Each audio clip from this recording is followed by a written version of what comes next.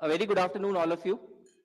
I welcome you all to this press conference by the Election Commission of India to announce the schedule for the state assembly elections in Maharashtra and Jharkhand. We have with us on the dais, Honorable Chief Election Commissioner, Shri Rajiv Kumar ji, Honorable Election Commissioners, Shri Gyanesh Kumar ji, and Dr. Sukhbir Singh Sandhu ji. We also have with us on dais Senior Deputy Election Commissioners and Deputy Election Commissioners of the Election Commission of India. I am Anuj Chandak, Joint Director Media for the Election Commission. The format of the press conference will be as follows. There will be a brief address by the Honorable CEC along with a very informative presentation. The copy of presentation will be shared with you along with the press note and all of the details after the press conference conclude. After the address by Honorable CEC, we will be having a question and answer session. I would request all of you to kindly raise your hand and the mic will come to you. Kindly introduce yourself, your name and organization, and ask your question. Thank you so much. Now I would request Honorable CEC to kindly address the media. माननीय निर्वाचन आयोग Shri Ganesh Kumar ji on my right side, निर्वाचन आयोग doctor Sukhbir Singh ji Sandhu on my left, आयोग के वरिष्ठ अधिकारीगण और मीडिया के सभी फ्रेंड्स और इस प्रेस कॉन्फ्रेंस में जुड़े हुए सभी हमारे वोटर्स, आप सबका इस प्रेस वार्ता में स्वागत है. We welcome you all at this press conference, which is about the declaration of the schedule for the ensuing state assembly elections in Maharashtra and Jharkhand. Friends, मैं इस वार्ता को शुरू करने से पहले चुनाव आयोग की तरफ से और आपके माध्यम से सर्वप्रथम हरियाणा और जम्मू कश्मीर के सभी मतदाताओं को, वोटर्स को चुनाव में बहुत ही सशक्त दमदार पार्टिसिपेशन के लिए मुबारकबाद देना चाहता हूं, धन्यवाद करना चाहता हूं. जम्मू कश्मीर की आवाम ने जमहूरियत के जश्न को ऐतिहासिक बना दिया. भारी संख्या में पार्टिसिपेट कर अपने जमहूरी हक का शानदार उपयोग किया और जिसने लोकतंत्र की मजबूत नींव रखी है. दुनिया में सबसे बड़े लोकतंत्र के रूप में भारत हर चुनाव में गोल्ड स्टैंडर्ड्स तय कर रहा है, रिकॉर्ड बना रहा है. इन दोनों चुनावों में जो जज्बा दिखाया गया वो लंबे समय तक याद रहेगा. आप सबको वो पिक्चर्स, वो माहौल निश्चित रूप से याद रहेगा. जम्मू कश्मीर की आवाम ने जमहूरियत के जश्न में लोकसभा चुनावों में जो बुनियाद बनाई थी उस पर एक बहुत ही सशक्त इमारत असेंबली इलेक्शंस में लिखी है और इस जनादेश ने नई आशाएं और उम्मीदों को संचार दिया है. Now it is over to the people of J&K to take this democratic journey forward. और हम एक नया गोल्ड स्टैंडर्ड और सेट कर रहे हैं. Just to remind you, just to recall, चुनाव घोषणा के समय ही हम अपना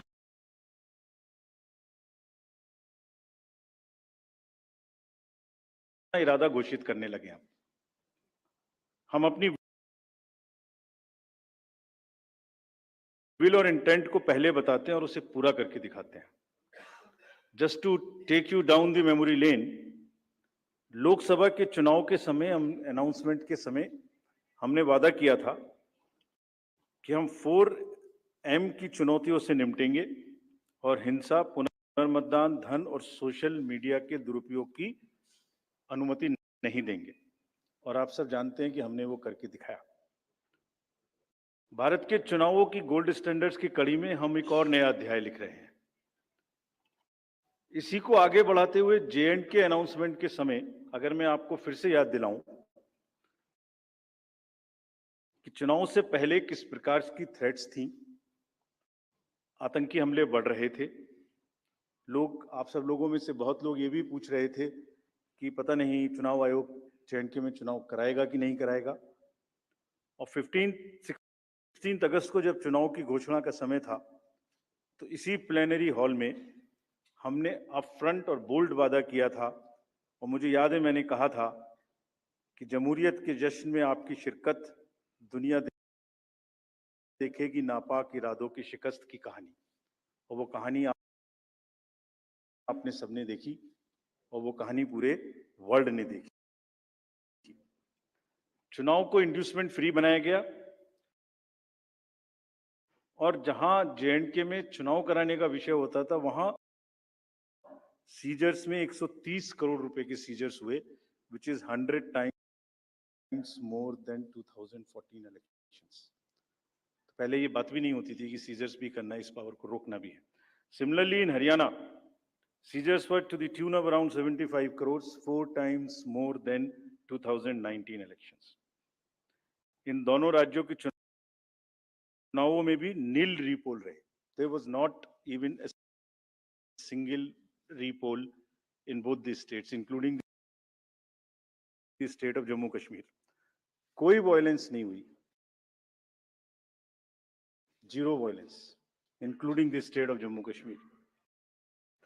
एक भी लाठी नहीं चली, एक भी गोली नहीं चली, आप सब इस बात के गवाह हैं। आपने देखे शिकस्त के नजारे, and let us give an ovation to the voters of Jammu Kashmir and Haryana.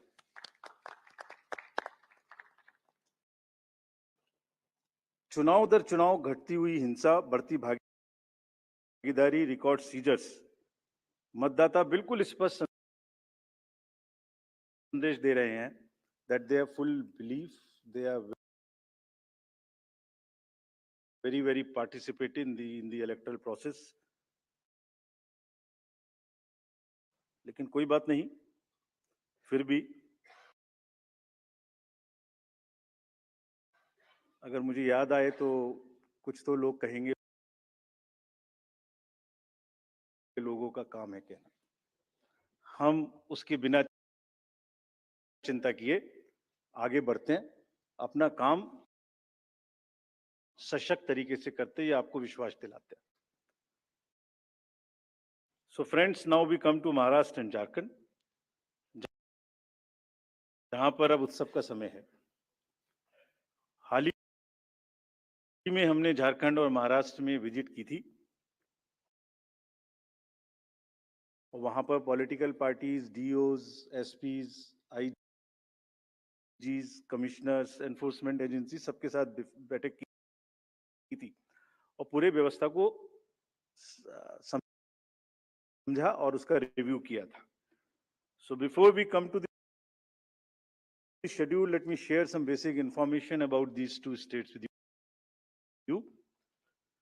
Total districts in Maharashtra 36 with 288 assembly constituencies, of which 234 are general, and scheduled tribes constituencies 25 and SC constituencies 29. Term of the Assembly of the Maharashtra is ending on 26 November 2024. If we talk about the number of electors in Maharashtra, they are 9.63 crores, 4.97 crores male and 4.66 crores female voters.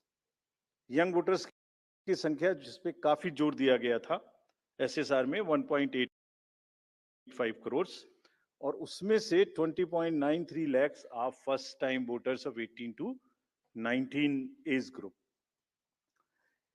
If we tell you about the polling stations in Maharashtra, there are total 1,186 polling stations, and at 52,789 locations. Urban being 42,604 and rural being 57,582. इस बार भी हम PWD managed booths बनाएंगे, women managed booths बनाएंगे महाराष्ट्र में भी। Model PSS की संख्या 530 रहेगी। अगर झारखंड में की चर्चा करें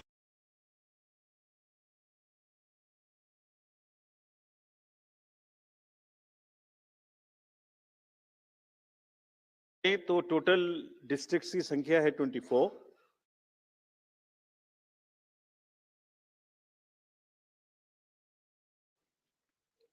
Total assemblies 81.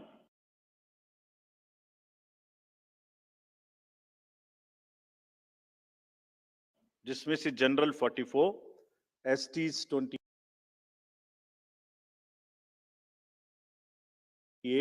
एंड एससीज 9. झारखंड की असेंबली का टर्म 5 जनवरी 2025 को कंप्लीट हो रहा है और अगर झारखंड में इलेक्टर्स की बात करें तो 2.6 crore voters,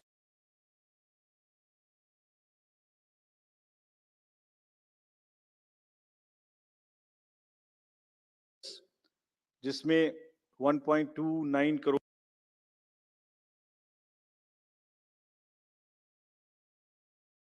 female and 1.31 crore mail.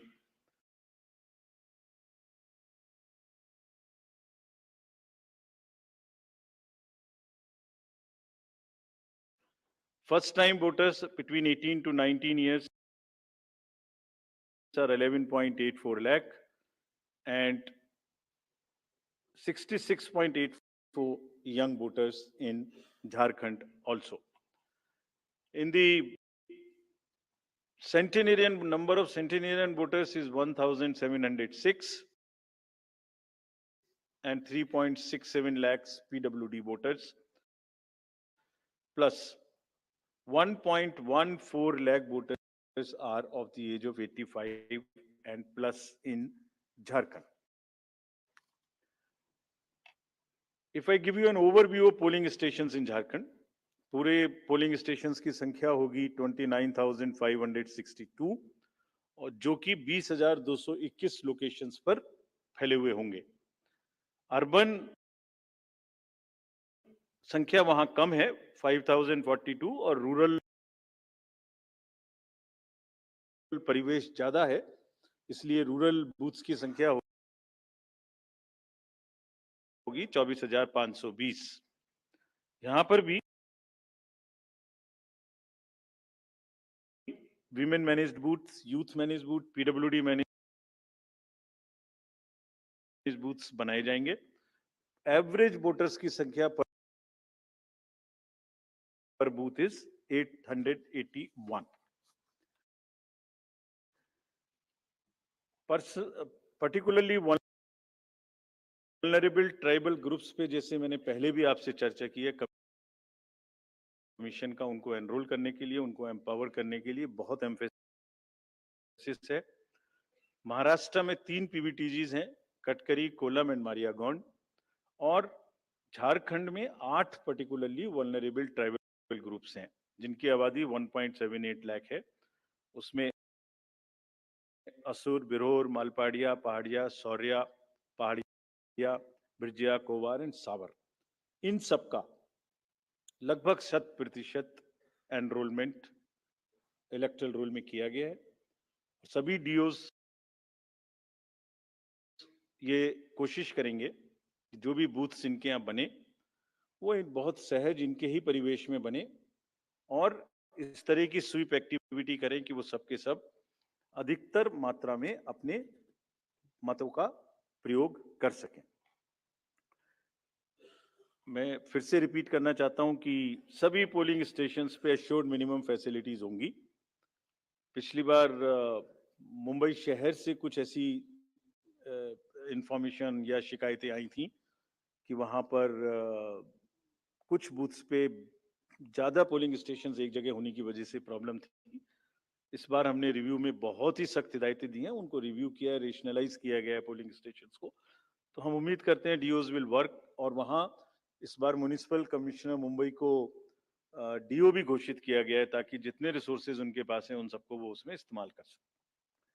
एक और व्यवस्था की गई है जो हम पीछे से कोशिश कर रहे थे, अब हमने उसकी इंस्ट्रक्शंस भी इशू कर दिए कि पोलिंग लाइन जब लगती है तो उसमें लाइन के बीच में भी थोड़ी कुर्सियां या बेंच लगाएं, ताकि अगर आधा घंटा लग रहा है तो बीच बीच में कहीं ना कहीं 5-7-10 मिनट के बाद आप 2-3 मिनट के लिए बैठ जाए तो थोड़ा अच्छा लगता है, मतलब थकान थोड़ी कम महसूस होती है, खासतौर से बुजुर्ग लोगों को. तो ये व्यवस्था भी सब पोलिंग स्टेशंस पे रहेगी.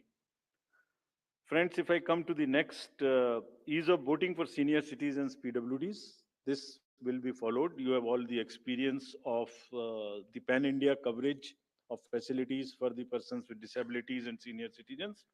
हर senior citizen जो 85 years से ऊपर हैं उनको घर से वोट देने की सुविधा उपलब्ध रहेगी। फॉर्म 12D वितरित किए जाएंगे सबको, और जो भी उसको भर के देते हैं उनके पास में हमारी टीम वोट लेने जाएगी, और जाने के समय में सभी कैंडिडेट्स को लिखित में उस रूट चार्ट का और उस जगह की सूचना देगी ताकि वो साथ में एकम्पनी कर सकें और उनको ऐसा महसूस ना हो कि किसी के घर पर किसी ने प्राइवेसी ऑफ द वोट को नहीं मेंटेन किया। They are entitled, they are welcome to participate and go along with the polling parties to the houses of the senior citizens and PWDs. और पूरी जो व्यवस्था है उसकी videography of course goes without saying will be done so that there is a full proof record. वैसे भी पूरे चुनाव में आप जानते हैं कि कोई भी प्रक्रिया ऐसी नहीं है जिसमें वीडियोग्राफी ना होती हो, जिसका रिकॉर्ड ना रखा हो, so that जहां पर कैंडिडेट्स पार्टिसिपेट ना करते हो और जहां पर वीडियोग्राफी ना होती हो। So every process of this can always be checked and seen. जैसे क्रिकेट में एक्शन रिप्ले होता है, तो अगर वहां गेम के समय एक्शन रिप्ले नहीं हो सकता तो बाद में हर जगह हर प्रोसेस की वीडियोग्राफी को देखा जा सकता है। इसी प्रकार से जो नेक्स्ट अगर मैं आपको बताऊं तो जो टेक्नोलॉजी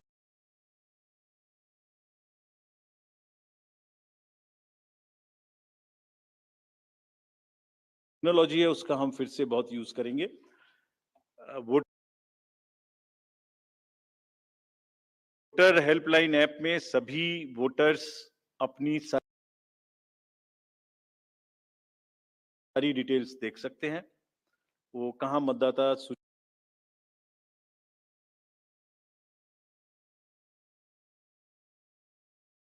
में कहाँ नाम है, कहाँ फैमिली टुगेदर है, कहाँ उनको polling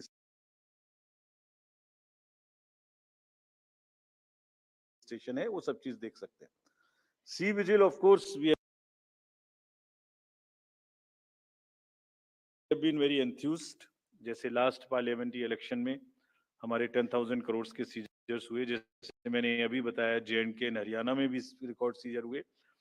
We are sure that in Jharkhand and Maharashtra also the voters, the enlightened voters will inform us on C-Vigil about any malpractice which they notice in their area, and we will reach there in 90 minutes to handle it.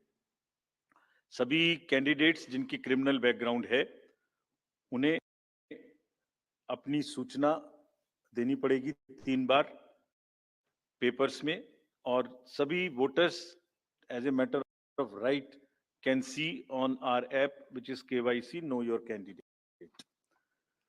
हमने जो meetings, मैं आपको सिर्फ सारांश में ये बताना चाहता हूं कि जो मीटिंग्स हमने झारखंड और महाराष्ट्र में की, तो DOs स्टेट एजेंसीज को बहुत ही सख्त हिदायतें दी हैं। मतलब बहुत ही सख्त मीन्स बहुत ही सख्त कि वो हर तरीके से फ्री एंड फेयर इलेक्शंस कराएंगे, हर तरीके से लेवल प्लेइंग फील्ड को एस्टेब्लिश करेंगे।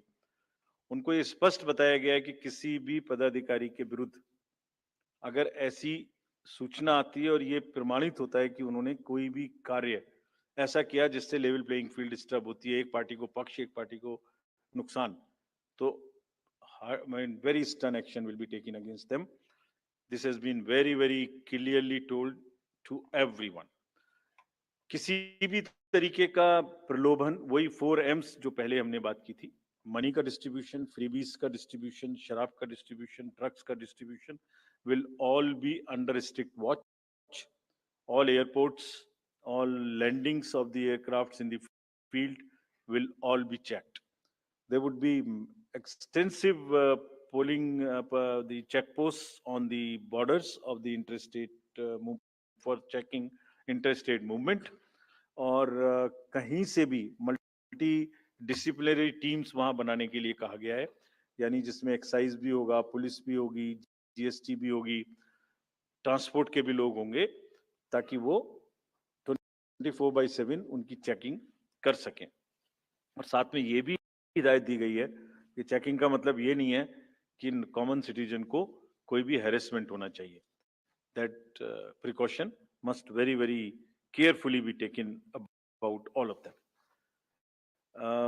सभी पोलिंग स्टेशंस 2 किलोमीटर के अंदर हों। किसी भी कंट्रोल रूम्स की स्थापना होगी हर डिस्ट्रिक्ट में, so that they can handle the social media narratives if there is anything which is wrongly being conveyed. ये सब का सब वहां पर निश्चित रूप से व्यवस्था होगी।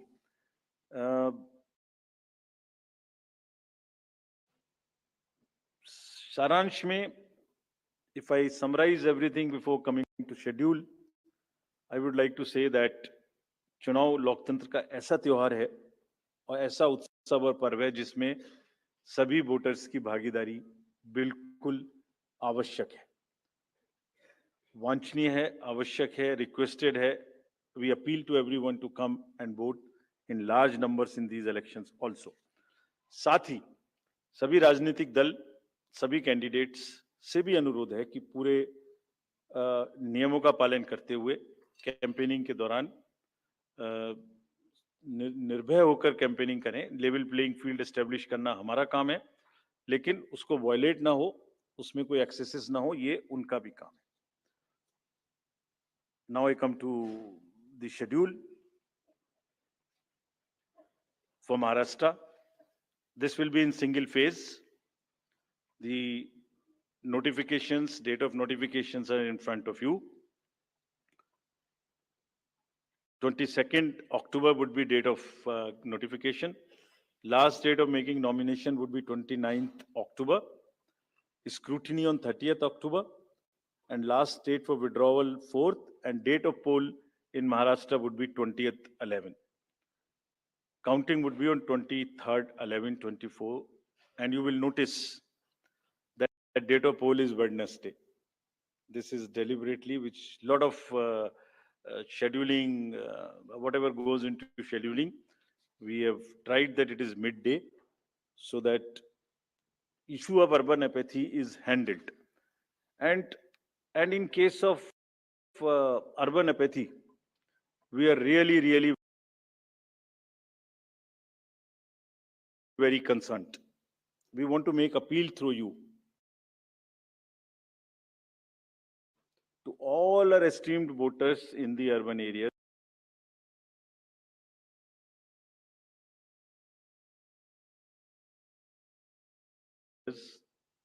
to please come and vote. It's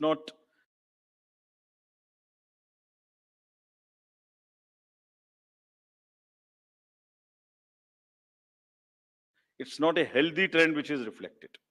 If I give you a brief of what is happening across the elections in the urban apathy, we will share this slide with you. If you look at various states, you look at Gurgaon, you look at Faridabad recently.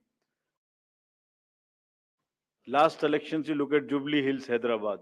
You look at Bangalore South. You look at Gujarat, Gandhi, Kolaba, Mumbai City, Pune, Thane, all are much below the state averages of each state. We will be conducting a special meeting of the municipal commissioners and DOs within a week's time to appeal again to do whatever we can do to motivate the voters in the urban areas, but the trends are really not good. If I show you the Lok Sabha, that was the Lok Sabha. If I show you legislative assemblies, see the lowest. The Kolaba was just 40%. 62 of 64 urban ACs in Maharashtra were less than the state average in 2019. So was the case in the parliamentary elections 2024 also. And just to give you a contrast, if you compare, so what was the situation in Lok Sabha in Kalyan was 50%, Mumbai South 50, Mumbai North, Thane, Pune, Mumbai South, everything 53%.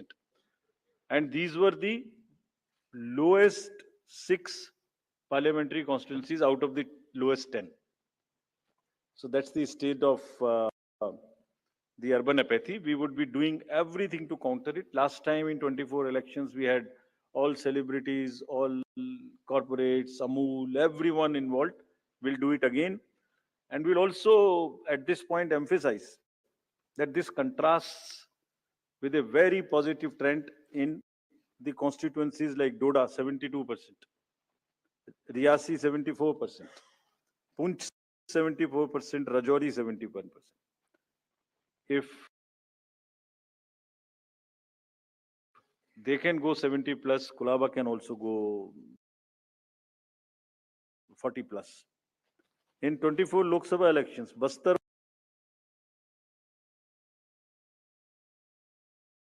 was 68%, 69%. Gadchiroli, Manipur, states after state, tough areas.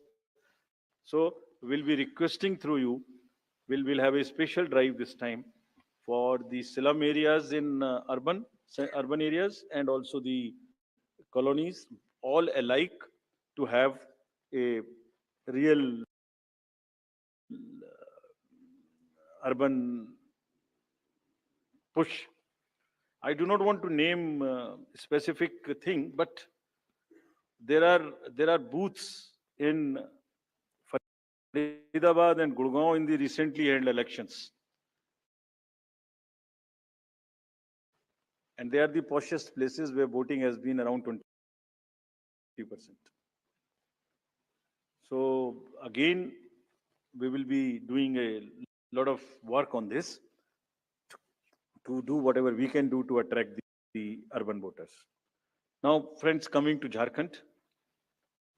Jharkhand एक बहुत ही समृद्ध state है, बहुत ही उसकी विरासत है, और वहां पर हम फिर से अपील करेंगे कि सब वोटर्स अधिक से अधिक मात्रा में वोट दें.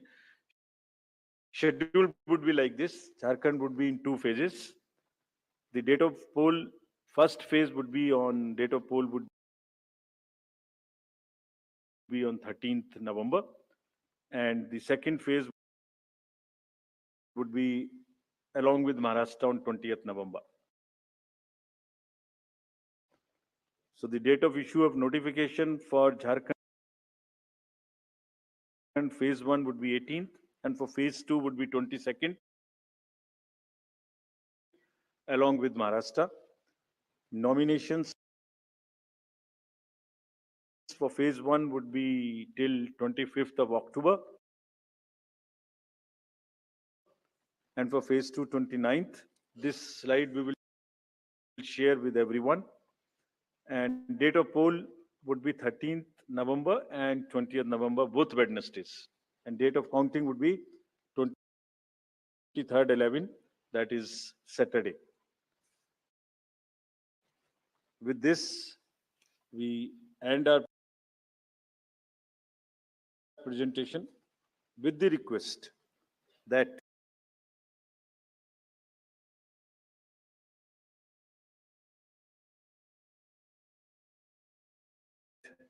through you, that all the voters of Jharkhand and Maharashtra, कृपया बाहर आइए, कृपया वोट करिए.